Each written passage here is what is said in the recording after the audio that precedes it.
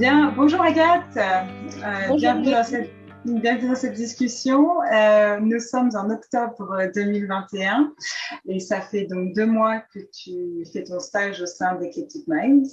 Ta lettre de motivation m'avait bien impressionnée, donc je serais curieuse de revenir sur les raisons qui t'ont fait postuler chez nous. Déjà tout simplement parce que je suis très intéressée par l'enseignement des langues j'avais envie de découvrir une école de langue de l'intérieur et mieux comprendre en fait comment on enseigne des langues étrangères.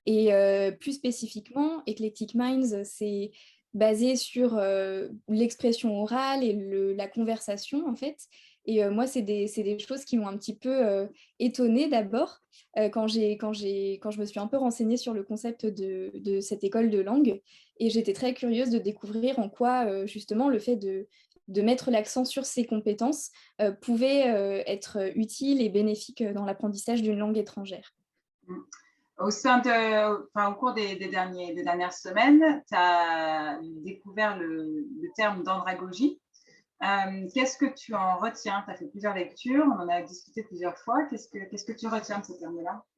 Tout à fait. Alors, peut-être la première chose qui m'a étonnée et qui a retenu mon attention, c'est le caractère assez récent en fait de l'andragogie. Parce que contrairement à la pédagogie, qui est un concept que l'on connaît, qui a été théorisé depuis l'Antiquité, l'andragogie a été forgé, enfin le terme d'andragogie a été formé au 19e siècle seulement. Ça a été formé en Allemagne et à la base, ça permet de désigner l'apprentissage tout au long de la vie et la nécessité de continuer à se former même une fois qu'on est adulte. Et puis ensuite, il y a quand même un caractère assez vague, assez large qui est attaché à la notion d'andragogie parce que c'est seulement à partir des années 1920, que c'est devenu un champ de recherche académique. Et encore une fois, c'est un terme qui n'a pas toujours été très bien défini. Après, bien évidemment, il y a aussi le tournant dans l'andragogie qui est les recherches et les travaux de Malcolm Knowles, qui est un universitaire américain qui, au cours des années 60, a vraiment théorisé l'apprentissage des adultes en proposant un certain nombre de postulats, un certain nombre de critères qui, pour lui, permettent de mieux comprendre en fait en quoi l'apprentissage des adultes est spécifique. Il met en avant le fait que les adultes, c'est des êtres qui sont doués d'autonomie, d'indépendance dans leur manière d'apprendre. Il tend aussi à les considérer comme des êtres rationnels dans une certaine mesure. Il met en avant la richesse des expériences de vie que les adultes peuvent avoir. Il met aussi en avant l'importance d'un contexte qui va permettre à l'adulte peut-être de prendre confiance en lui et d'accepter d'apprendre de nouvelles choses. Il met bien évidemment le fait que les adultes sont sont mus par une motivation qui va leur être propre, plutôt que des motivations, voire peut-être même des pressions extérieures. Euh, et puis enfin, le fait pour les adultes d'apprendre plus facilement de mise en situation que d'apprendre par cœur comme ce que les enfants arrivent plus facilement à faire. Et la théorie de Knowles, elle a connu un certain nombre de remises en question que je trouve aussi assez intéressantes. Il y a l'idée de remettre en question déjà l'idée de rationalité, parce que finalement, Knowles, il se rapproche un petit peu d'une vision de l'humain et des individus qui est celle de l'économie aussi. On parle beaucoup de l'homo economicus, de quelqu'un qui est capable de prendre les meilleures décisions, les décisions les plus rationnelles, alors que ce n'est pas forcément le cas en réalité. Il y a aussi la notion d'ethnocentrisme, pardon, que je trouve aussi hyper intéressante à discuter, parce qu'on a beaucoup reproché à Knowles de se concentrer sur peut-être une vision très américaine, très européenne, et de pas du tout prendre en compte d'autres contextes d'apprentissage. On peut rajouter également le fait que l'adulte, de toute façon, va bénéficier également dans son apprentissage d'un contact à d'autres cultures, et que ces différences interculturelles dans les groupes va grandement influencer la façon d'apprendre de l'adulte. aussi, ce qui fait partie des critères de l'andragogie également. Et puis le fait que Knowles, il a quand même écrit il y a un certain nombre d'années et que tout ça, ça a beaucoup évolué, notamment ces dernières années avec les nouvelles technologies, mais aussi dans la façon dont on voit l'apprentissage tout au long de la vie à notre époque. Certains universitaires qui mettent en avant le fait que on peut faire des allers-retours en fait entre les deux et que parfois justement les adultes vont avoir besoin de peut-être plus d'être davantage guidés dans leur processus d'apprentissage et qu'à l'inverse, que certains enfants vont être capables de travailler en autonomie pour certaines tâches, etc. Encore une fois, de ce que j'ai pu lire, il y a certaines personnes qui nient l'utilité de l'andragogie ou en tout cas qui remettent beaucoup en question ce concept.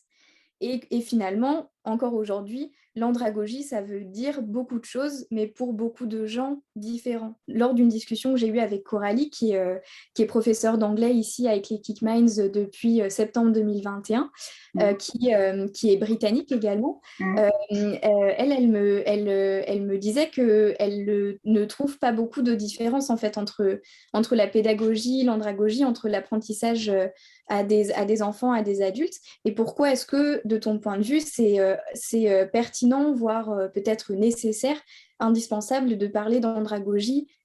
Déjà, il y a le terme andragogie existe et il existe pour une bonne raison. En fait, on ne parle pas des mêmes personnes. Péda réfère aux enfants, andra réfère à l'homme développé. Donc c'est pas je pense que c'est important d'utiliser le terme adéquat en fonction de ce qu'on fait. Maintenant, si on estime que potentiellement on fait la même chose dans notre vie de tous les jours, c'est autre chose, mais le terme existe. Donc, chez Eclectic Minds, on enseigne aux adultes, aux personnes qui ont le cerveau déjà développé, qui ont une expérience, qui ont des exigences, et ce n'est pas donc de la pédagogie, tout simplement. Que notre travail de tous les jours nous surprenne parce qu'effectivement, pour avoir enseigné aux enfants et aux adultes et aux adolescents, je m'aperçois que j'utilise parfois les mêmes matériaux. J'étais la première étonnée de me dire j'ai même pas forcément à trop adapter ce que je fais parce que on va répondre à ce même stimulus. Mais en fait, on va pas répondre de la même façon et on va pas l'utiliser de la même façon. Et ça va être influencé par justement le contexte, le fait qu'on n'est pas dans une salle de classe. Là, je vais parler des Eclectic Minds spécifiquement, mais quand on va enseigner les adultes, on va pas, la salle de classe, elle n'aura pas la même, s'il y en a une, elle n'aura pas la même configuration qu'une salle d'établissement scolaire. Chez nous, on a décidé de prendre le parti, même d'aller directement dans des lieux publics de façon à se rapprocher le plus possible de circonstances concrètes dans lesquelles un adulte pourrait se retrouver. Donc l'idée, c'est d'essayer de démystifier un petit peu cette histoire d'apprentissage. Potentiellement, on peut utiliser le même stimulus, mais pour arriver au même résultat, mais pas dans les mêmes circonstances et pas dans les mêmes conditions. D'accord. Et est-ce que tu peux nous parler un petit peu plus en détail du contexte? Par quoi ça passe pour toi de créer un contexte favorable pour enseigner à des adultes? Pour moi, le contexte favorable, il passe par une sensation de bien-être et la stimulation des 5 sens. C'est-à-dire que pour que quelqu'un se sente bien, il faut qu'il se sente en confiance. Et il faut qu'il soit dans un environnement qui lui corresponde. On a décidé d'utiliser des lieux publics très communs à la ville de Londres, puisque c'est là qu'est né Eclectic Minds, qui sont les cafés et les pubs. Alors vraiment, je mets vraiment l'emphase sur l'idée de pub, parce que moi, le pub ici, tel que je le conçois, il est chaleureux, il est souvent boisé, il a une certaine odeur, il y a un bruit de fond qui est créé, et tout ça, ça va pouvoir permettre à la personne qui vient à notre classe d'être déjà en confiance avec l'environnement. C'est-à-dire que c'est un environnement qu'elle connaît, donc c'est ça de moins à dompter. Et ça fait un élément de moins auquel on devra s'adapter, puisque c'est un environnement qu'on maîtrise. L'idée ensuite, c'est effectivement, je parle des 5 sens parce qu'on va potentiellement consommer quelque chose, un café, une bière, un coca, enfin, on va prendre ce qu'on va vouloir. Ça va pouvoir stimuler aussi un petit peu le sens du goût. Les odeurs, elles vont être spéciales si on est dans un café, si on est dans ça dépendra de l'heure également.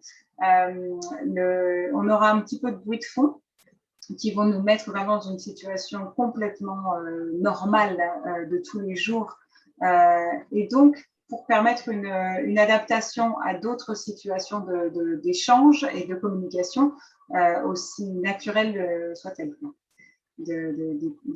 C'est ça, un environnement que l'on connaît, que l'on maîtrise, mais qui vont nous permettre de pouvoir se repositionner dans d'autres contextes plus facilement parce qu'on sera déjà passé par cette étape-là. Nous, c'est dans ces contextes-là qu'on va faire nos classes. Donc, il y a cette idée de stimuler les 5 sens et cette idée de bien-être qui va passer par la confiance, par cette idée que c'est un tout petit groupe, que les personnes potentiellement peuvent changer, mais que tout le monde est là dans une idée très bienveillante, avec un objectif commun et une envie commune de passer un bon moment. Je trouve que c'est particulièrement intéressant peut-être on pourrait dire la dichotomie que tu fais entre l'environnement assez familier, assez rassurant, peut-être même du pub ou du café, et peut-être l'atmosphère un peu plus sobre, on pourrait dire, d'une salle de classe, où justement on peut voir une opposition entre le silence de la salle de classe qui est souvent demandé, l'idée que dans une salle de classe, on n'a rien d'autre que des affaires a priori qui vont servir à ce pourquoi on est là et ce qu'on va apprendre dans la salle de classe par rapport au café. C'est là que la différence pédagogie-andragogie, je pense, est importante. C'est que pour avoir été professeur dans le secondaire, j'ai toujours considéré l'école dans laquelle j'enseignais comme un microcosme de la société. C'est-à-dire que les adolescents à qui on enseignait, ils étaient des centaines et c'était vraiment le microcosme de la société. Il faut apprendre à communiquer les uns avec les autres, il faut apprendre à respecter l'autorité qui est en charge dans cet établissement. Ici, c'était les professeurs. Il faut savoir qu'en Angleterre, il n'y a pas de surveillant. Le poste de surveillant n'existe pas. C'est les professeurs qui endossent tous ces rôles-là. Donc, on avait quand même un rôle de policier, en fait, savoir que l'uniforme est de rigueur. Donc, il y avait vraiment ce microcosme de la société où je me suis dit, bon, c'est très bien pour eux parce que ça les forme à ça. Maintenant, c'est pas la vraie vie.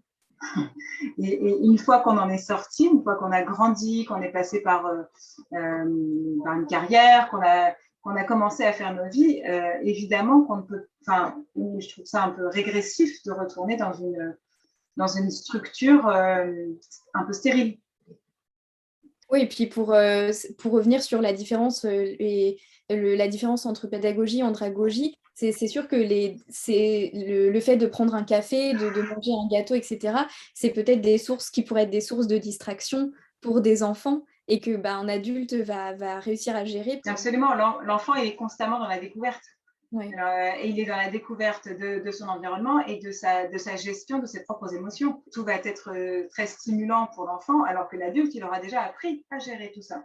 Maintenant, il saura que, oui, il préfère prendre un café à 10 heures et non pas à 4 heures parce que voilà, il y a toute cette histoire d'expérience qui fait que on va pouvoir surfer là-dessus. En fait, je dis souvent que les classes, effectivement, ce sont des cours d'adultes à adultes. On sait, on ne va pas passer par 4 chemins à ce niveau-là. Et hier, on échangeait en français sur le brownie que j'ai mangé, qui était délicieux, mais qui faisait partie de cet environnement-là. Et ça nous permet il y a une sorte de, voilà, on brise la glace facilement. On se prend un café comme on ferait avec des amis, des collègues, de la famille. Et l'idée, c'est de réussir à trouver les modes de communication qui vont nous permettre d'accéder à autre chose.